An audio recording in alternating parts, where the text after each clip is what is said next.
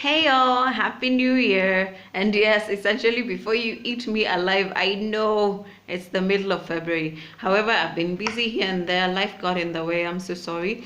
Plus, God has been working on me in this season, and it's been an amazing and overwhelming experience. And I feel like He gave me a word strongly to share. Strongly to share with you guys out there. And the word was being undercover for Jesus. What do I mean by being undercover? I'll give you an analogy, an example. I don't know how many of you remember the show Nikita that used to come on TV. Nikita was this spy. She was a Russian spy, a girl that used to do this amazing things for some Russian undercover agency, a weird one. What is the point of this analogy? Nikita used to live a crazy life. During the day, she's something else, and at night, she's something else. And this is what God was speaking to me. And I feel like God does have a sense of humor, because as I was thinking about this analogy, I felt like it really described me. Because it doesn't really mean that I used to live a different life during the day and during the night. No, it just means that around different circles, I would be a different person. I would be a different person around church folk, and I would be a different person around the other folk. And God was just basically telling me that 2018, no, you're not going to live like that. What the word essentially, what He used to tell me was in Revelation that He hates lukewarm people. And yes, I was living a lukewarm life, because before the church folk, I'd be like this, and before the world, I'd be a different person. And there's no way you can mix. You're either hot or cold for Jesus. You cannot be in between. You cannot be doing all these crazy things during the week, and then on Sunday you're going to church and lifting up your arms. I surrender all to you.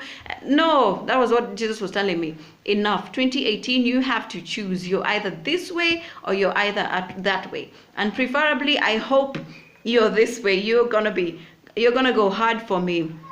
And so yes, and being undercover was something else I feel like God was speaking to me strongly about. Wasn't necessarily being a lukewarm Christian. It could, I feel like He was telling me also that He has given me amazing gifts and talents that I haven't been using, because essentially I've been afraid of failing, one, and two, because I've been afraid of what the world would say when I started using my gifts, which sounds ridiculous when I say it out loud actually, because the word is clear.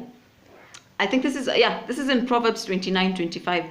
It says, the fear of man bringeth forth a snare. Basically what this word means is when you're afraid of what people around you will say, when you're so afraid of what your people will say about your reputation, you snare yourself into a small box where you're afraid to even move, you're afraid to even do stuff to the glory of God, or you're afraid to even do stuff to build yourself up, to lift yourself up. And I felt that God was telling me that you don't need to be concerned about the opinions of the world. The only opinion you need to be concerned about is mine, which was a really, really exhilarating experience. I felt freedom. I felt so free.